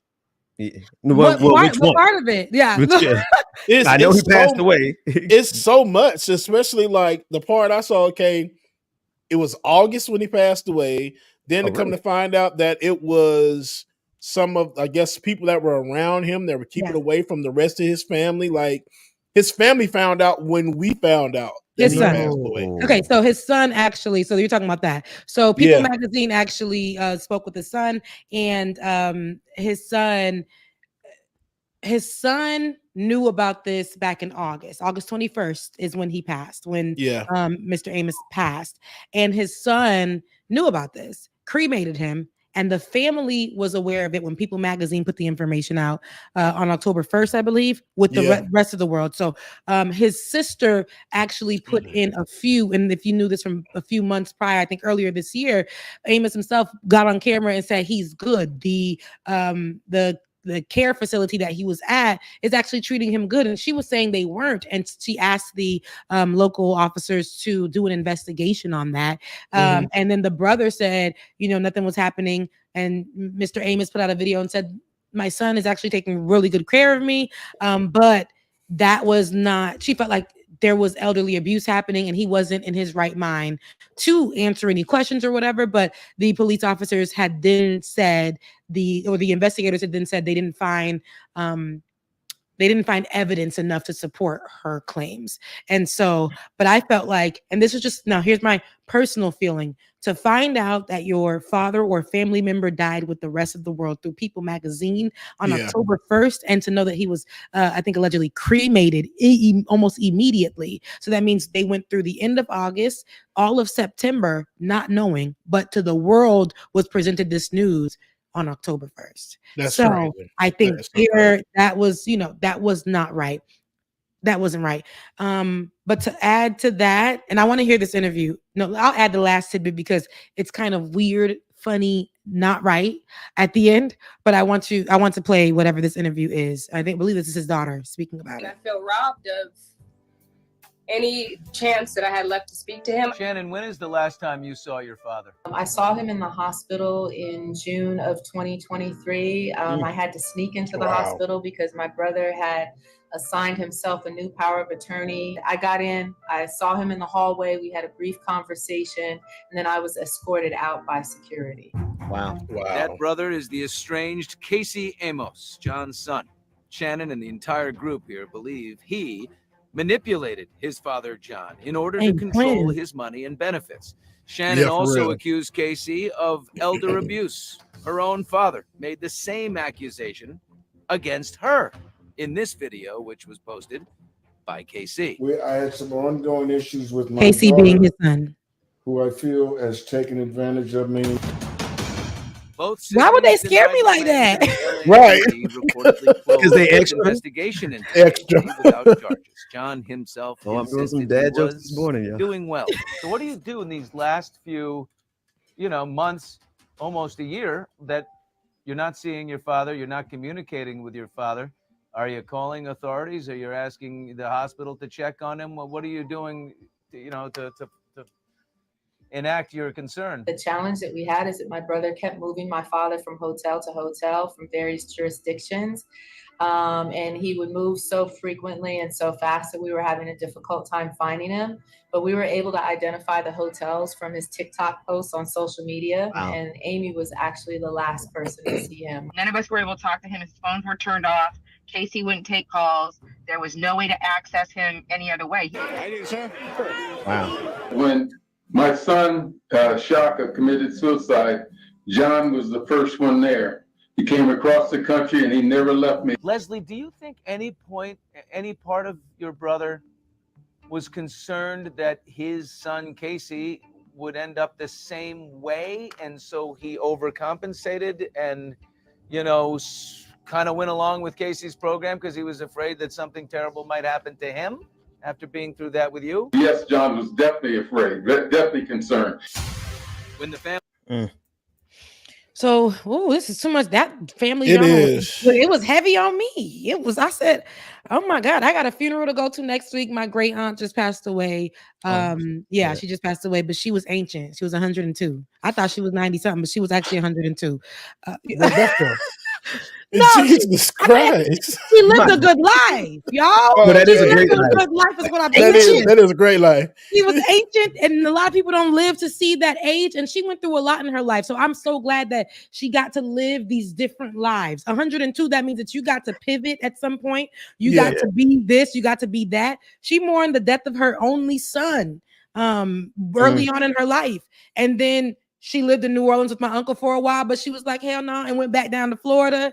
And she settled there and bought herself a home and was able to take in some Haitians to move to live there when they were passing through to find a place to stay. So my aunt, my great aunt, because she's my grandmother's auntie, and she lived to be 102. She outlived my grandmother, but when I think about that, when I say she's ancient, she's lived. So and I ain't going home to shed no tears. We're going home to celebrate, and we hope that we can have that type of living, no matter what we're going through in our lives. And I pray, I say all that to say, I'm going home. I hope ain't no drama. It's always drama at the funeral. Always. It's always drama at the funeral. And I just pray that it ain't nothing like who got my turn such and such, and who's it? Put it in the ground and let's get it over with. I can't stand you. And But shout out that to was True heavy. Dragon as well too. True Dragon is actually a relative of John Amos. We're finding out in the chat as well too. Really? So shout out to True Dragon. Yeah, and they said you want to know anything, ask some questions. So we'll be I'll reach out soon. Yeah, you should do a special on your channel. That's good, right? John Amos exclusive. Uh-huh. But yeah, that's interesting. That's really interesting. Not us having the best of the best and the who's in the chat. Like for real. They just pop out every now and again. Okay, so with the John Amos situation, like I said, Black funerals, Black family situations can get heavy. Not only Black, but I just know that it can really get heavy, and it sucks that they had to go to media.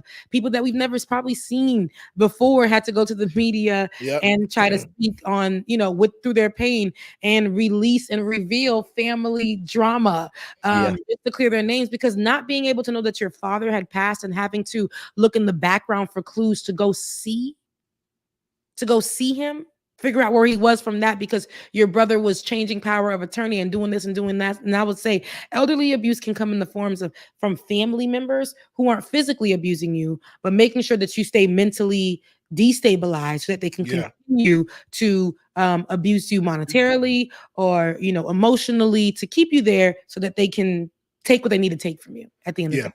Take advantage of it. So that's elderly abuse, and keep on the watch about that, because it mostly comes statistically from family members, from somebody that you know. So to see that is unfortunate. But P. Diddy, Combs, Mr. Love, Sean Combs, he has now changed lawyers and is trying to get out of trial. He's gotten the best of the best. I haven't gotten their names. Let me go look. But he's gotten the best of the best lawyers. Who you resurrected Johnny Cochran? Oh no, he didn't. He didn't. Okay. But has gotten new lawyers to cover his situation. I'm trying to get famous lawyer, and I know the lawyer's name. I can't think of it. I know, and the lawyer has actually has a very good is it Dershowitz? No. Are you reading it now? No, that was from somebody. Different guy. What is that? I gotta get it because I need y'all to know. Hold on. Yeah. Okay. Diddy hires Sam Bankman-Fried's lawyer. Y'all remember from recently? Hold on. I'm gonna get it right now. God dog, it was just on my I was just talking about the attorney the other day. Computer, I told y'all, it's acting up, so it's so slow. And when I say it it's loading like wait, what? It's loading. Here we go. Oh man. All right. Is it Sam Bankman-Fried? No, that's the one I got. The old one, right? Right? Look at us trying to find the information. I'm telling you, when I say these ads, I'm sure somebody in the audience has already put it in the chat room by now.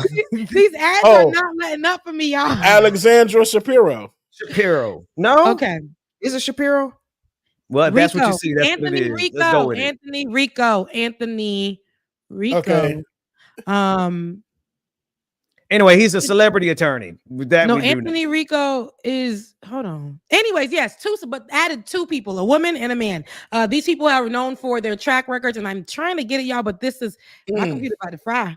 Because I didn't want you guys to go with other names, but 2 new people, and has added that because he doesn't want to go to trial. He wants to actually handle this outside of the trial date, or go home before the next trial date, and he's pushing for that. However, like, get out. He thinks he's going to get out. Did he? He believes he's going to get out with these new lawyers who have great track records for getting them out and to stand to wait for trial. But as we know, the reason why he's inside is because the judge had ruled that he is a threat to society. He's a danger to society. Yeah. And so that's why he remained in jail. So my thing is, as I actually talked about, because I know that I brought up celebrities who were trying to say, Diddy was trying to buy such and such. And as we know, Diddy was pushing to do, and Diddy... No, baby. No. Diddy did those things. Did he do it? Absolutely. From what we can see, evidence-wise, today, baby. Evidence-wise, we can see that he's done these things. Also, there are people. That's what I wanted to go to. And Ben, if you can do me a favor and head over and get the clip of the Breakfast Club discussing the 2 new lawyers on the team. Okay. While I go get that, Rebecca, do talk about the fact that the most recent report says that the youngest victim was a 9-year-old girl. Absolutely. A 9-year-old, yes. Absolutely. The youngest victim in the most recent report, and I think they brought out, how many was it? 21 more people. I want to say the number of people that they came out with were way more people. 60 and 60. I think it's 120. I'm sorry, not 20. That's it. 120. I'm thinking 120 victims, and 120 victims. The youngest one being 9, and they said is allegedly from this report, caught on video with the 9-year-old.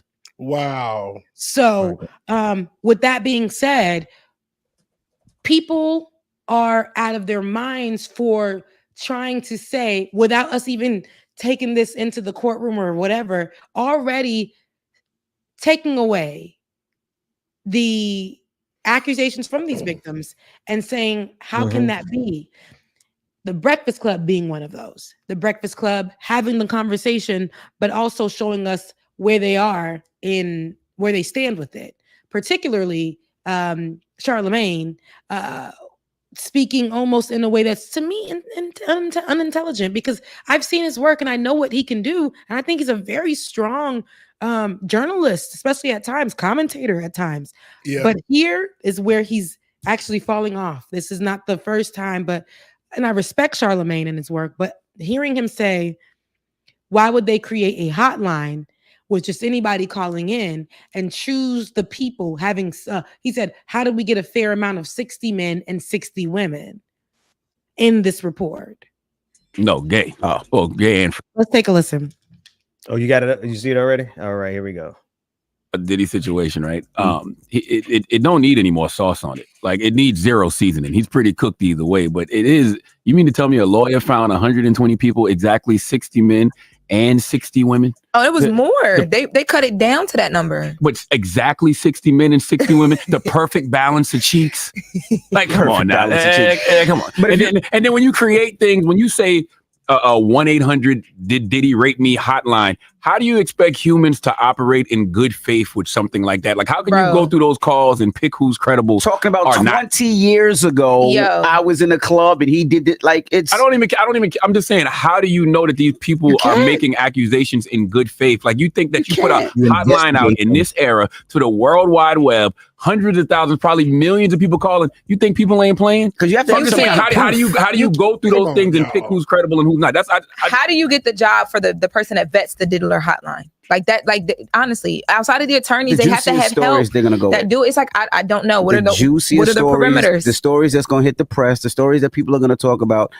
That's 9 times out of 10 what they're gonna take. Yeah, it's just things like that which make it feels like it makes No, it does. It makes our judicial system a joke, and it ruins the validity of folks with real accusations. Exactly. And granted, again, these things have not been filed, so we got to wait to see what may be real, what may not be real. But it does. I wouldn't go if I was a victim.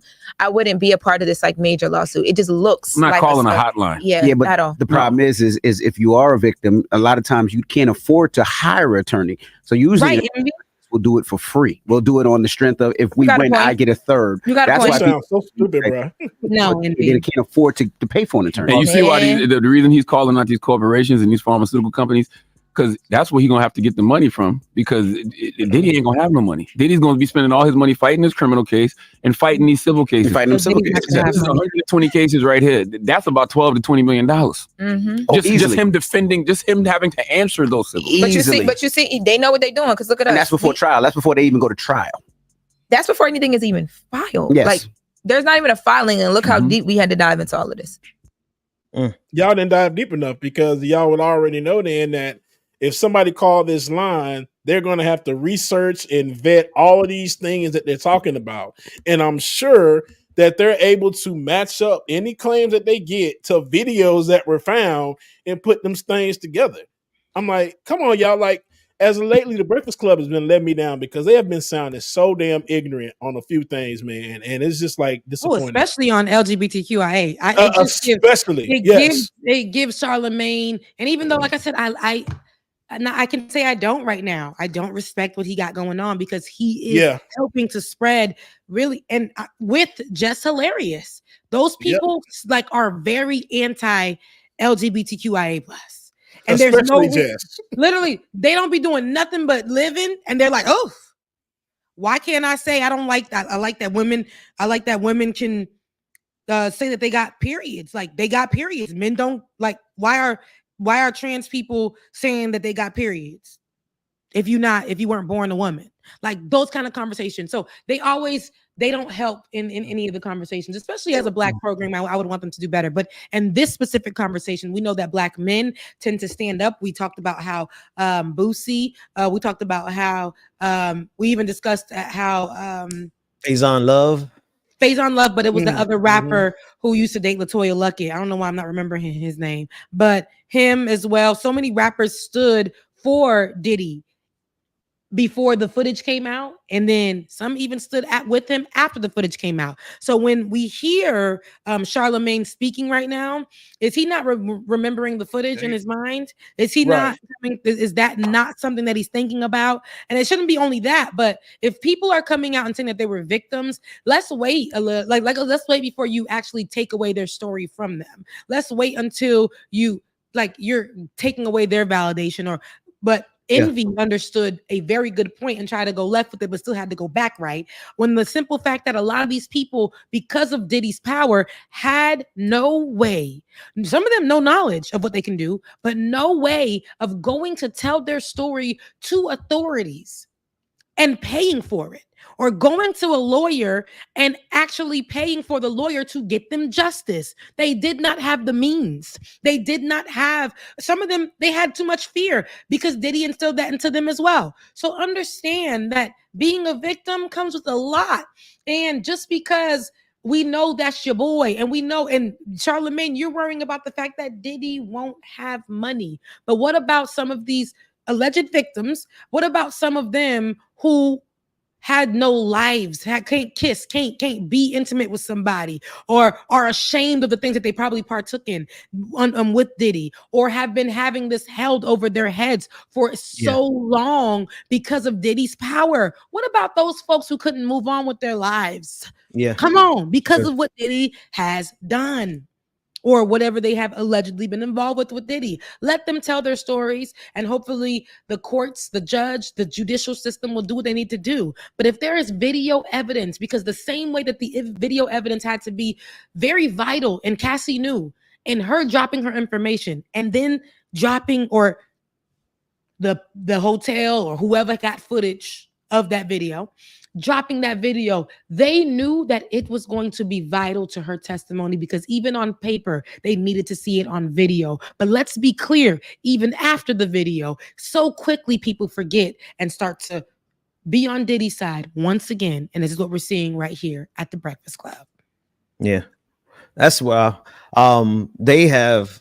there was something else that Charlamagne did this week, and when he's starting to pan out to be just another Black influencer who absolutely has to have ties. I don't have they have to have ties. Sitting with that white MAGA. man. Sitting with that white man. You talking about Ben when he was sitting with the white man that was disrespecting Black women just recently on that podcast. No, was that him? Dating Black women.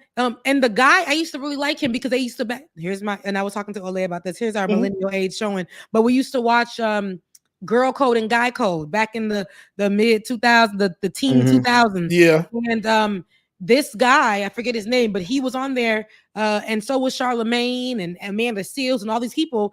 But they're sitting together, and he was on a podcast, and he spoke terribly about Nigeria. I think it was Nigerians, and said that he can't work with them or something like that. And I think he also said in a previous podcast before that he spoke ill against Black women, and then he sat with Charlamagne, and he was doubling down, I believe, on those comments. There's a coordinated set of Black influencers who are giving us MAGA. Like they're giving us right-wing evangelical, they're giving us, and they're filtering it through Blackness. And Charlamagne the God seems to be one of them. Shade Room seems to definitely be one of them. I mean, you go through any of these big influencers on Instagram, you're going to see language that absolutely betrays the Black community. But there they are, some of the biggest Black voices, the biggest Black voices in the country. A lot of them have been co-opted by some kind of check somewhere. I don't know exactly the paper trail, but you can't tell me these people who started out with Black solidarity, no matter, Andrew Schultz, no matter where you're from, right? Yes. Now they're all doing the work of hating on immigrants, hating on the marginalized community, hating on women, hating on the LGBTQIA community. And if the only people they love that are Black are people they say are foundation, or I don't even want to use that phrase, Black folks who were born in America, not Black immigrants. So they all are, there's this coordinated effort that we really got to get out of the Black community, because it's a plague, it's a disease. Yeah. No, and having our once revered and favorite Black people who were in these spaces of media and who have been the voices for people who have been voiceless, or having great conversations, or a nuanced conversation, or even just funny conversations, or as Charlamagne makes himself multiple times, donkey of the day for making stupid decisions. Like it used to be a cultural thing that we can at least balance, and now they're choosing a side. Very clear, like you said, Ben, and choosing a side that is against what they should, especially for their respective groups, Black, right? They'll choose the side, and this ain't got nothing to do with Democrat or Republican, but literally they'll choose hate because it pays, and still identify as I'm a Democrat, or I'm somebody who's more progressive, or they'll still identify as that, but still choose the hate and violence and something that, so they can, again, being on the other side of it, being the person that has this difference of opinion as a Black person, the person that has the difference of opinion than all the rest of the Black people, even though this opinion actually may make sense, just actually being on the outside of it and being like, you know what, maybe nobody, sometimes it don't be taking all that, Charlamagne. Sometimes it don't take all that envy. It doesn't, because maybe whoever's paying for them, I don't know if this is true or if it's a thing, but maybe who's keeping the checks and the lights on and all this stuff in their mansions and all of this are people who are right-leaning. Who need them to if they're going to be in these spaces, to align with values, but not too much though, but align with these values that are hateful and divisive. Not too much, just enough, Rebecca. You nailed it, right? They'll never come out and just, there's a few idiots that come out and say, oh, I'm Black MAGA, but here's the reason: the money is over there. That's it. The money, their checks, their payroll, their opportunities, their investments, their chance to get the bag, the chance to come up.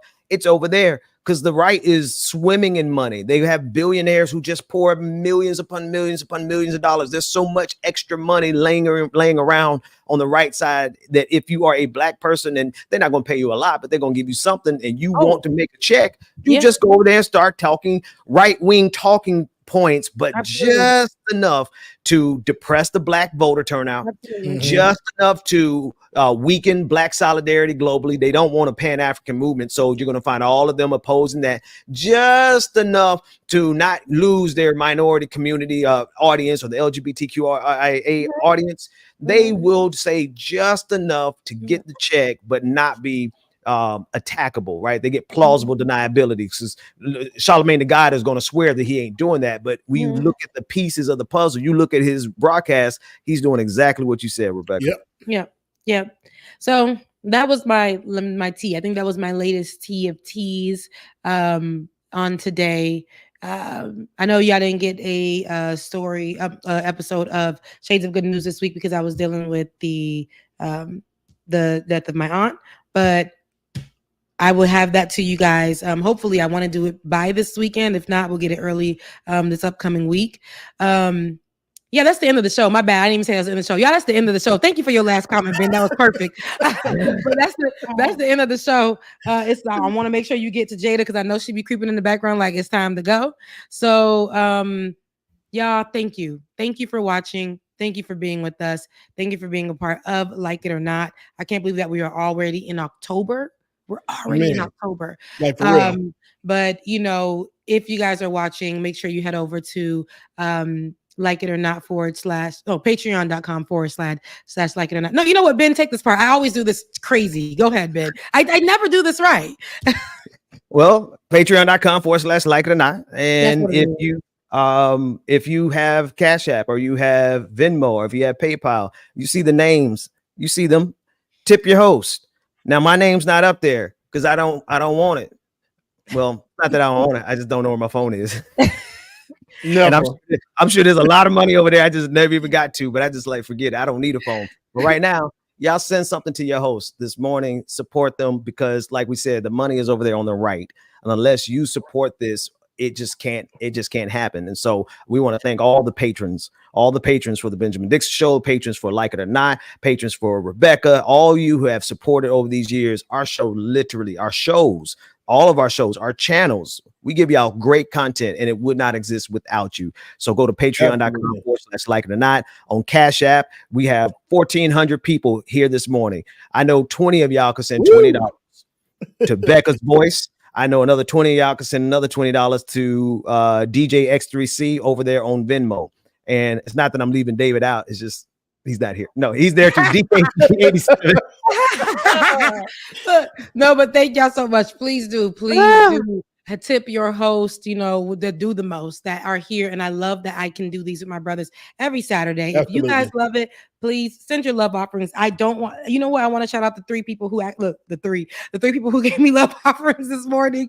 Thank you so much, Aaron. Thank you so much, Cam. And actually it was just two, but thank you.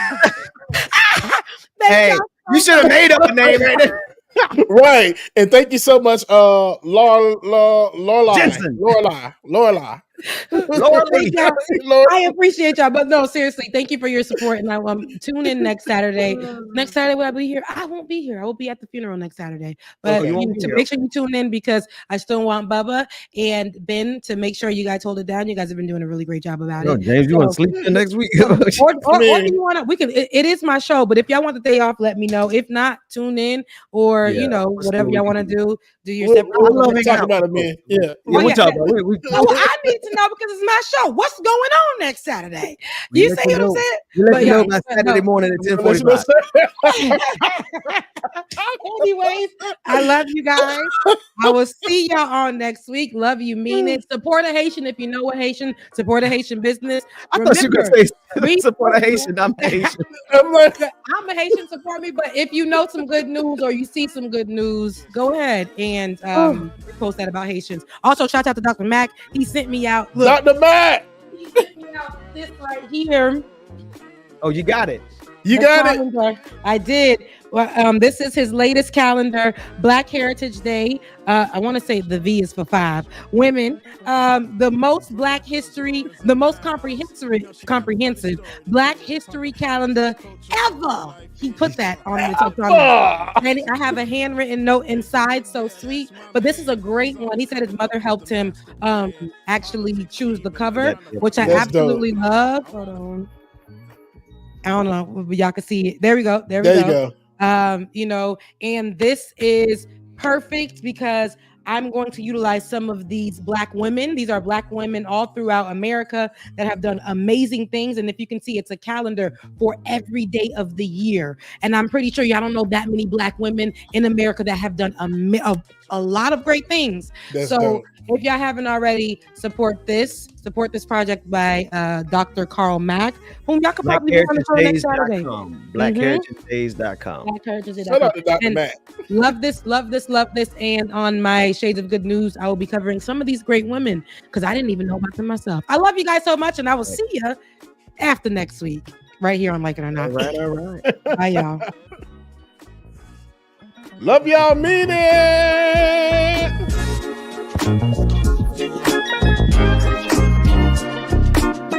Let's start this damn show. Let's go.